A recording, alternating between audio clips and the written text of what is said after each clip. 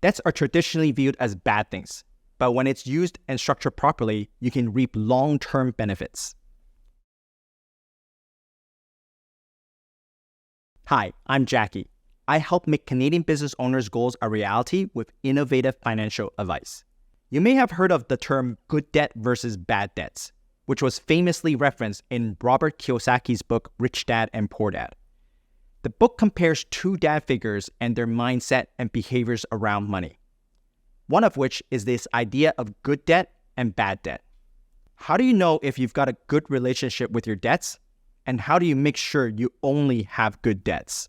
In this video, I'll share with you the 4 most common mistakes business owners make with their debts and things you can do now to fix them and turn them into good debts. Debts are easily accessible. There are credit cards, car loans, store credit cards with 0 interest rate for 6 months, mortgages, student loans, and the list can go on and on. How do you know which ones are good and which ones are bad? There are 2 questions you can ask to determine if something is good or a bad debt. Number 1, is the interest higher than 10%? Bad debt often has a high interest rate. In my opinion, anything above 10% is considered high. If the interest is lower than 10% and I can make money on it, then it is really a good debt. Number 2, is the thing I am spending money on will generate me a return? When the debt is used to purchase a depreciating asset, it's usually a bad debt. On the other hand, good debt will provide value long-term and increase your overall net worth. One of the first good debt that we get into is a student loan. It's used to invest in yourself to get a higher education or skill so you can make more money sooner. Credit card debt is a perfect example of a bad debt. Credit card charges 20%, and I've seen even higher, and it's generally used to purchase things that don't generate you a return. Where it gets confusing are things like car, home upgrades, or student loans. Are they considered good or bad? This is something you'll have to ask yourself. Is it actually a tool or skill that you need to help with your career, or is it something that's nice to have? There's nothing wrong with spending money on the things that bring you joy, even if it doesn't give you a return. But are you doing it with intentions, or are you doing it on a whim without knowing how it can impact your goals? For example, I have a car lease for my work. You could argue that I don't need to drive a Mercedes, but it is one of my goals. So while it is a bad debt, I have ability to make it back with businesses that I do, and I know clearly that it accomplishes my goals. Most importantly, this expense doesn't jeopardize my other goals, and I am clear with my intentions. Now that we know what they mean, what are the common mistakes you can avoid doing today? Number 1, not treating your credit card like a debit card. My very first credit card was a student credit card with a limit of $500. It jumped quickly to $5,000 limit the moment I had any income proof. I've had always operated with the mindset that if I don't have the money in my checking account, then I cannot spend it on my credit card. I treated my credit card like a debit card. I know I am able to pay off my credit card balance anytime.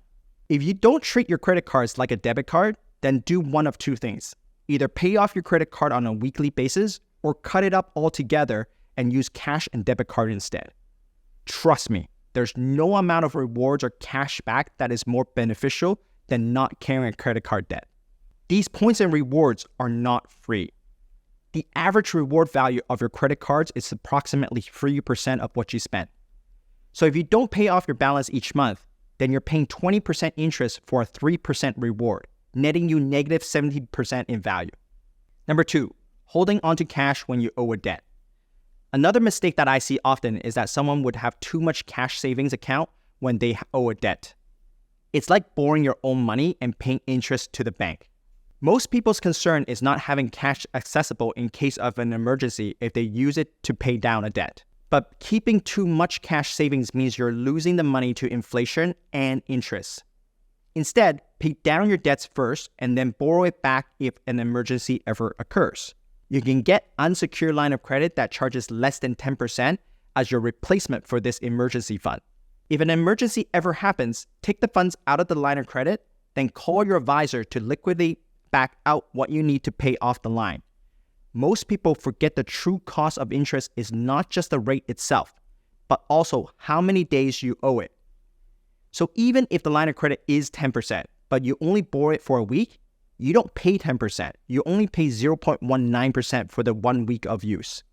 Chances are you would make 0.19% more money if you invest your money properly instead of keeping it inside your savings account. Number 3, thinking about your debts in silos instead of a holistic plan.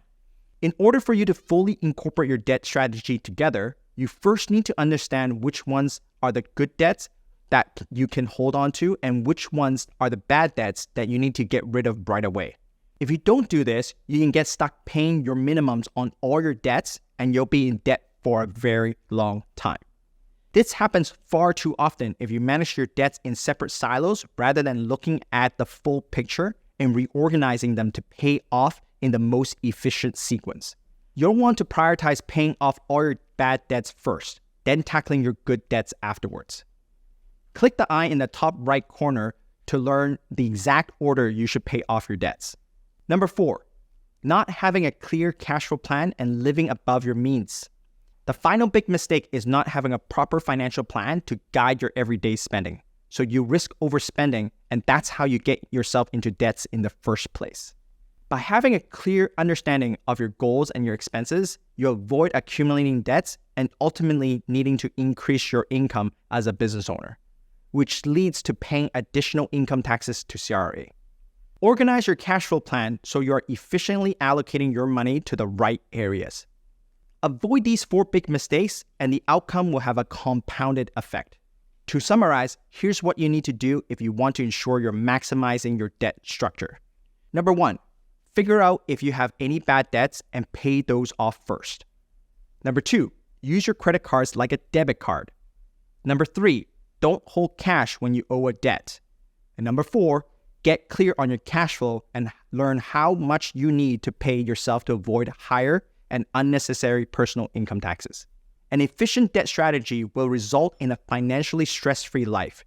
You'll accomplish your goals sooner and develop a better relationship with money. As a busy business owner, it is easy for these mistakes to happen, and over time, it can have a negative impact on your financial future. As part of our financial planning process, we spend a lot of time helping you understand your debt and cash flow, so you're set up for success. Thank you for watching. Hit the subscribe button and the bell icon to get notified when new content is uploaded. If you're interested in learning more, we have another video for you. Click here to take a look.